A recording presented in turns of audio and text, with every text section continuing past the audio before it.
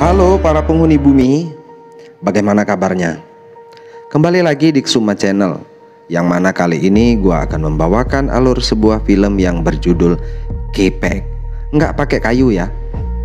Film ini bercerita tentang kemunculan seseorang yang mengaku dari planet lain, namun seorang dokter berpendapat dia hanyalah mengalami gangguan semacam halusinasi, tetapi sulit dibuktikan secara medis. Yang kita akan dibuatnya semakin penasaran saat menonton film ini lebih dalam. Bagaimana kisahnya? Kita langsung saja ke alur cerita.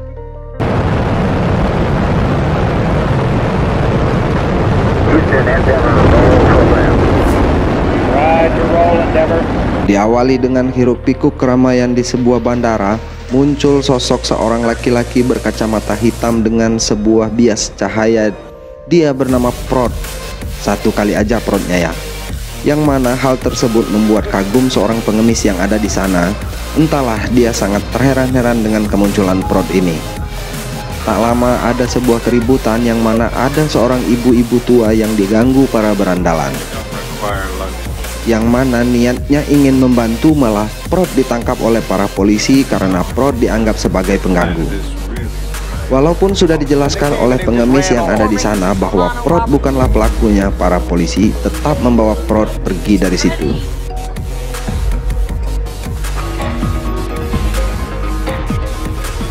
Sebulan kemudian kita akan diperlihatkan dengan sebuah rumah sakit jiwa dan kita akan dipertemukan dengan seorang dokter jiwa yang bernama Mark Powell yang sedang menangani seorang pasien yang bernama Ernie, yang mana Ernie adalah pasien yang menderita semacam ketakutan akan kematian, sekarat dan sejenisnya.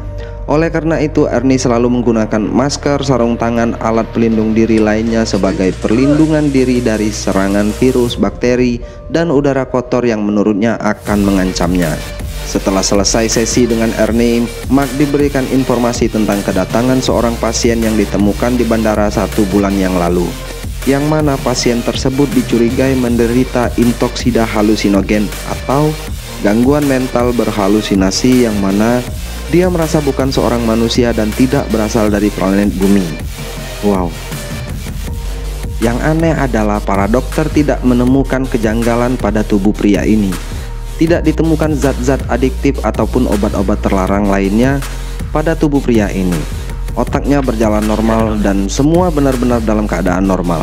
Bahkan setelah 3 minggu diberikan Toragin sebagai obat untuk menangani orang-orang yang mengalami halusinasi, gangguan jiwa dan sejenisnya, tidak ada respon apa-apa dari tubuh atau perilaku orang tersebut, sehingga mereka membawa orang tersebut ke Dr. Mark untuk ditangani lebih lanjut. Untuk pertama kalinya pertemuan Mark dan Prot akhirnya bertemu, yang mana pada saat itu Prot meminta apel dan pisang yang ada di meja lalu memakannya dengan lahap tanpa mengupasnya terlebih dahulu. Sebagai dokter yang profesional, Mark tidak langsung memvonis Prot, melainkan dia mengikuti alur cerita Prot lebih dalam agar dapat mengetahui pokok permasalahan dan tindakan apa selanjutnya yang akan diambil. Prot mengaku berasal dari planet yang ada di luar tata surya kita yang bernama K-Pax, berjarak 1000 tahun cahaya dari bumi dan berada di rasi bintang bernama Lyra. Tak hanya itu, Mark juga dikejutkan dengan pernyataan Prot yang mengatakan bahwa cara Prot datang ke bumi tidak sama dengan seperti cara-cara alien atau makhluk ruang angkasa lainnya yang menggunakan piring terbang atau gerbang dimensi, melainkan dengan energi cahaya yang melebihi kecepatan cahaya, yang hanya membutuhkan waktu kurang dari 1 detik. Lalu Mark bertanya bagaimana Prot bisa dengan lancar berbahasa Inggris. Prot pun mengatakan bahwa bahasa Inggris bukanlah suatu bahasa yang sulit dipelajari, dan Prot pun mendemonstrasikan bahasa yang lebih sulit daripada bahasa Inggris.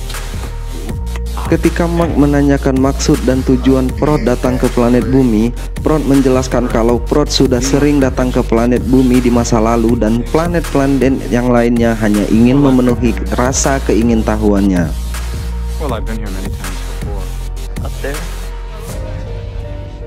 Mark sendiri memiliki keluarga, yang mana kita diperlihatkan kebersamaan Mark dengan istri dan kedua anaknya yang cukup bahagia.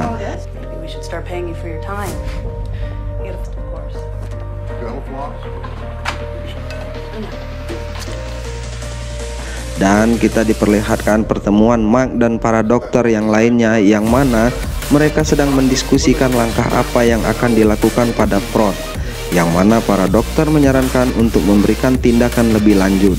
Namun Mark menyarankan untuk menggali lebih dalam tentang halusinasi Prot, karena siapa tahu yang diceritakan Prot adalah kebenaran.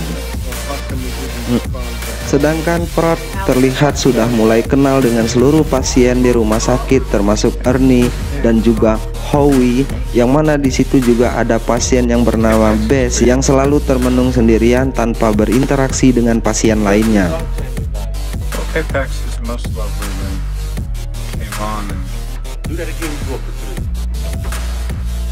Di sesi pertemuan berikutnya, Mark menutup jendela dengan tirai agar cahaya matahari tidak masuk karena Prot mengatakan di planetnya Kipek terdapat dua matahari yang membuat kondisi matanya berbeda dengan kondisi mata manusia yang ada di bumi, sehingga dia harus selalu menggunakan kacamata hitam untuk mengurangi cahaya ultraviolet agar tetap bisa melihat dengan jelas.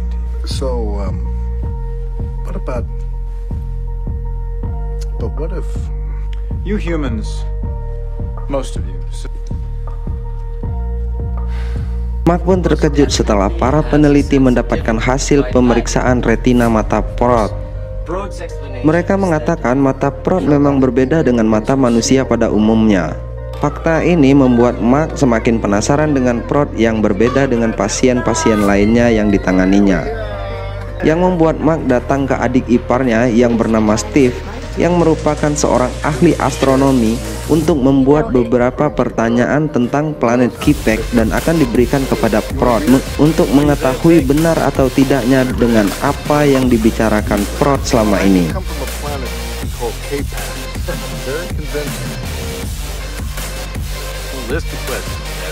Beberapa waktu berlalu, kita diperlihatkan dengan pasien yang bernama Howie yang sedang duduk memandangi jendela. Lalu Mark bertanya, "Sedang apakah kamu? Nanio site imaska?" Howie pun menjawab, dia sedang menunggu kedatangan burung bluebird. Karena kata Prot, jika Howie melihat burung bluebird, maka Howie berhasil menyelesaikan 1 dari 3 tugas yang diberikan. Dan jika bisa menyelesaikan semua tugas, maka Howie akan sembuh total.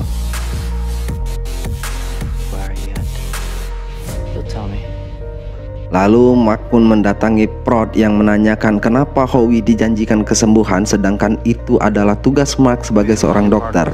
Dengan unyu-unyunya Prot menjawab, setiap manusia memiliki kemampuan untuk menyembuhkan dirinya sendiri dan saya hanya memberitahu bagaimana caranya saja. Lalu Prot memberikan kertas jawaban yang dibuat oleh Mark dan adik iparnya yang ahli astronomi tadi, dan betapa terkejutnya mereka berdua ketika mengetahui semua jawaban Prot benar tanpa ada yang salah satupun. Dan planet Kipek yang diceritakan Prot benar-benar ada dan berada di rasi bintang Lyra.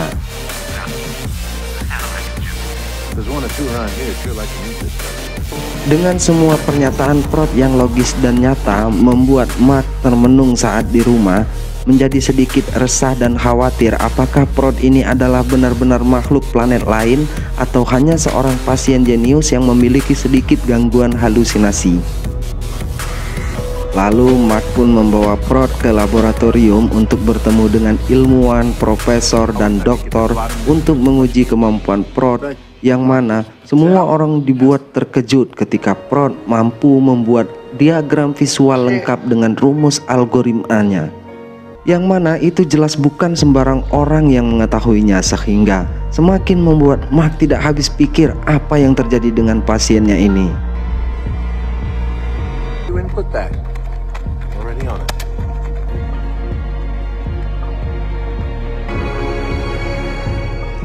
Ketika profesor bertanya bagaimana kau datang ke bumi dan kapan kau akan pulang, Prot mengatakan akan pulang tanggal 27 Juli tepat jam 5. Itu sesuai yang direncanakan, yang mana layaknya penerbangan di bumi, Prot tak bisa semaunya pulang pergi ke planetnya untuk menghindari kesalahan atau kecelakaan saat dalam perjalanan. Dan Prot mengklaim bahwa rasnya adalah ras yang paling canggih di alam semesta, di mana penghuni planet Kipek sudah sepenuhnya menggunakan cahaya sebagai sumber energi utama, yang mana manusia di bumi mengenal kecepatan cahaya. Prot sudah mengenal kecepatan yang dinamakan tachyon, yang mana merupakan kecepatan di atas kecepatan cahaya. Dengan itu, pada saat akan bepergian ke suatu tempat dan kembali ke tempat semula, Prot hanya membutuhkan waktu kurang dari 1 detik. Hal itu pun diperagakannya di depan mereka semua. Adios, aloha. What happened? You remember our names? How could you know that? Kembali ke rumah sakit, di mana pada saat Howie melihat burung bluebird membuat semua pasien pun histeris gembira. Bahkan pasien yang tak pernah keluar kamar pun ikut keluar menyaksikan momen tersebut.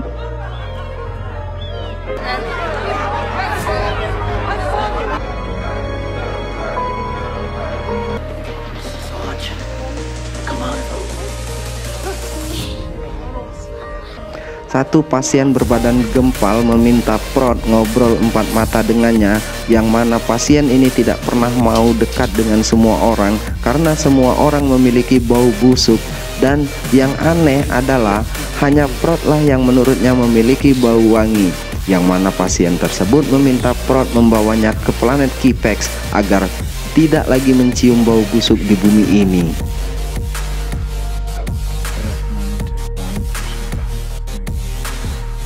Mark mendengar banyaknya pasien rumah sakit yang ingin ikut ke planet Kipex. Mark pun menemui Prot untuk menanyakan kenapa dia menjanjikan sesuatu yang halu pada semua orang, yang mana Prot mengatakan itu bukanlah sesuatu yang halu dan dia tidak menjanjikan pada semua orang karena dia hanya akan membawa 1 orang saja ke planet Kipex. It has to be coordinated. Suatu hari Mark mengajak Prot makan bersama keluarganya dengan harapan keadaan Prot bisa menjadi lebih baik, yang mana saat itu Prot terlihat langsung akrab dengan si anjing milik Mark yang biasanya galak. Tiba-tiba si anjing pun terlihat akrab dan berkomunikasi dengan Prot, yang setelah diterjemahkan, si anjing tidak mau diganggu pada saat tidur dan memiliki gangguan pendengaran di satu telinganya. She says she doesn't like it when you hide her favorite tennis shoe, and All right, come on. Yes, good. Setelah acara makan, Prot bermain dengan akrab bersama anak-anak, dan saat keran air dinyalakan untuk bermain basah-basahan, terjadi hal yang tak terduga saat Prot menarik putri Mark agar menghindari air, yang mana semua dibuat panik sampai keran itu dimatikan. Kemudian Mark pun menemui atasannya dan menceritakan apa yang sudah terjadi, yang mana Mark berniat mengungkap Prot lebih dalam lagi setelah melihat kejadian di mana saat Prot menarik putrinya dari cipratan air, yang menurutnya hal itu jelas berdasarkan ketraumaan di masa lalu dan bukanlah perilaku alien pada umumnya. I'm transferring him to the 4th floor. That's fine. Kemudian Mark terkejut ketika Prot menghilang dari rumah sakit, yang mana semua pasien mengatakan kalau Prot berpamitan untuk pergi ke Islandia untuk beberapa hari. Dan ketika memeriksa rekaman CCTV yang ada di seluruh rumah sakit, tidak ditemukan pergerakan pasien melarikan diri, dan hal ini menguatkan fakta perkataan Prot yang berpergian dari satu tempat ke tempat lain hanya dalam beberapa detik menggunakan kecepatan cahaya.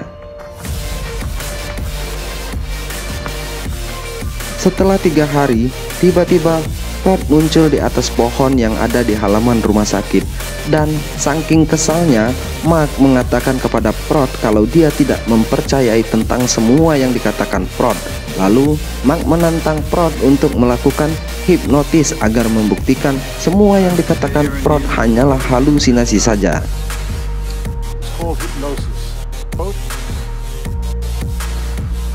Ketika Prot sudah memasuki alam bawah sadar, Mark meminta Prot untuk menceritakan masa lalu yang tak bisa dilupakan. Prot pun menceritakan tentang temannya seorang anak kecil yang bernama Pete, di mana Pete memiliki sebuah teleskop di rumahnya yang mana ayahnya mengajarkan semua tentang astronomi, rasi bintang, dan segala hal tentang luar angkasa. Sampai suatu saat ayah Pete meninggal di tempat kerja, yang mana akhirnya membuat Pete sedih dan tidak tertarik lagi dengan ilmu astronomi. Tahun 1985, Prot kembali ke bumi menemui Pete yang sudah dewasa dan menikah dan memiliki seorang anak perempuan yang lucu, yang mana tiba-tiba Prot tidak mau melanjutkan cerita dan detak jantungnya meningkat dan kepanikan yang membuat sesi hipnotis ini harus dihentikan. What was that? I see. Now and one. Esok harinya seluruh penghuni rumah sakit dibuat heboh karena percobaan pembunuhan yang dilakukan oleh Howie pada Ernie yang takut dengan sekarat dan kematian. Namun yang anehnya adalah Ernie justru terlihat sangat bahagia dan merasa sembuh total dari rasa takutnya terhadap kematian. Yang mana saat Howie mencekiknya, Ernie menyadari hidup terlalu berharga untuk disia-siakan hanya karena takut akan kematian. Dan Howie pun mengatakan kalau itu adalah perintah Prot dengan tujuan untuk kesembuhan Ernie, dan kenyataannya memang Ernie sembuh total setelah aksi tersebut.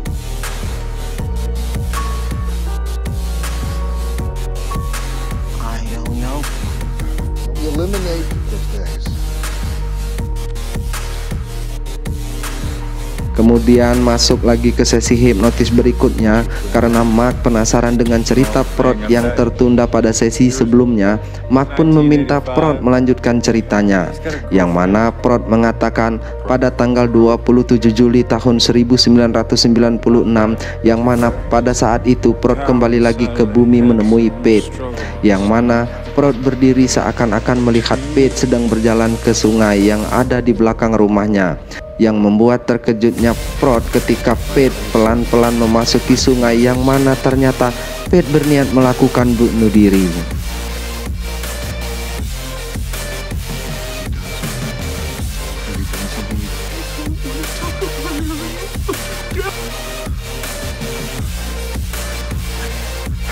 No chance. There's something. Oh my God. Dibantu asistennya, Mark mulai melakukan pencarian rumah Pete berdasarkan informasi-informasi yang diterima dari Prot. Sepertinya Prot dan Pete memiliki hubungan yang lebih dari sekedar teman. Kalau bisa menemukan rumah Pete, Mark dapat menggali lebih dalam tentang hubungan Prot dan Pete agar dapat mengungkap kejadian apa yang membuat Prot mengalami ketraumaan di masa lalu. Hari-hari Mark dibuat berpikir lebih keras lagi atas kasus yang dihadapinya karena Prot satu-satunya pasien yang membuat Mark sampai melakukan observasi seperti ini. Saat di dalam kereta, Mark mengamati pensil milik Prot yang diambilnya pada saat melakukan hipnotis tadi. Saat itu, Mark melihat kode dan tulisan salva. Dan setibanya di kantor, Mark memerintahkan asistennya untuk melacak dan mencari petunjuk tersebut, yang ternyata Mark pun pergi ke sebuah tempat di Meksiko berdasarkan petunjuk dari kode yang ada di pensil tadi. Dengan ditemani seorang sheriff yang menangani daerah tersebut, Mark mendatangi sebuah rumah yang cukup jauh dari perkotaan. Setibanya di sana, sheriff menceritakan tentang apa yang terjadi dengan penghuni rumah ini, yang mana Pete memang memiliki istri dan seorang anak, sampai datang seorang asing yang mendatangi rumah tersebut saat Pete tidak ada di rumah, lalu memperkosa istrinya dan membunuh anak Pete, yang mana saat Pete pulang ke rumah, Pete langsung mencekik si pelaku ketika menemukan istri dan anak kesayangannya sudah tak bernyawa. Sheriff menceritakan perubahan Pete setelah kejadian tersebut, yang sebelumnya jenius dan periang menjadi seorang pemurung dan pendiam, sampai suatu ketika warga melihat Pete berjalan menuju ke sungai dan entah apa yang terjadi selanjutnya.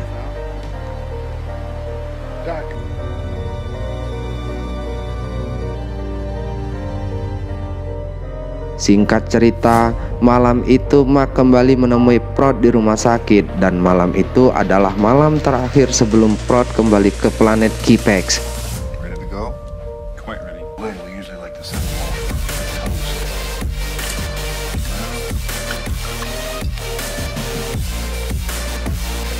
Di mana semua pasien mengadakan pesta untuk merayakan hal itu, dan tiba-tiba si Gembul pun berteriak untuk menghentikan pesta tersebut. Dia ternyata sudah tidak sabar ingin mengetahui siapa yang terpilih untuk pergi bersama Prot ke planet Kipex, dan Prot dengan jawaban bijak mengatakan ada poin ekstra untuk siapapun yang bisa tidur duluan malam ini. Lalu Howie pun memberikan kertas tugas yang sudah dikumpulkan oleh para pasien dan menanyakan tugas terakhirnya kepada Prot. Ternyata Prot sengaja tidak memberikan Howie tugas terakhirnya agar Howie tetap tinggal di bumi dan bersiap dengan apapun yang akan terjadi.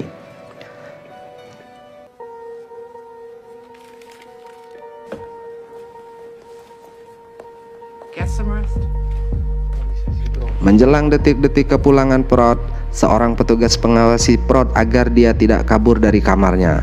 Tetapi Prot tetap santai duduk di dalam kamarnya menunggu sampai jam 5.51 sebelum dia pergi ke Kipex.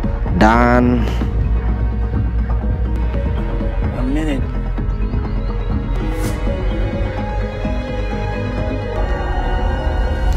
Prot ditemukan tidak sadarkan diri, dan semua pasien yang ada di sana meyakini kalau Prot sudah kembali ke planet Kipex.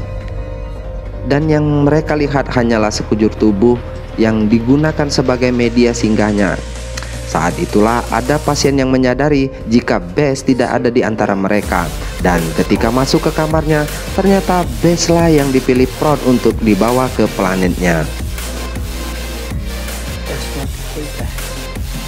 Ketika semua selesai, Mark menyadari dengan apa yang terjadi kepada Prot, di mana Prot memiliki perubahan kepribadian yang mana hal itu dikarenakan kekecewaan atas meninggalnya anaknya dan istrinya di masa lalu. Dan film pun tamat.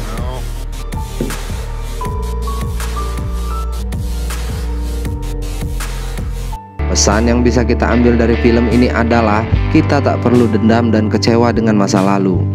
Meskipun sulit, kita harus berdamai terhadap hal-hal yang mungkin mengecewakan di masa lalu, dan tak perlu mengkhawatirkan hari esok yang tidak ada kepastian agar dapat menikmati dan menjalani masa sekarang dengan baik. Semoga kalian terhibur dengan editan yang gak seberapa ini. Akhir kata, gua Kesuma Channel dan seluruh kerabat kerja yang bertugas mengucapkan terima kasih, dan sampai jumpa di review film berikutnya.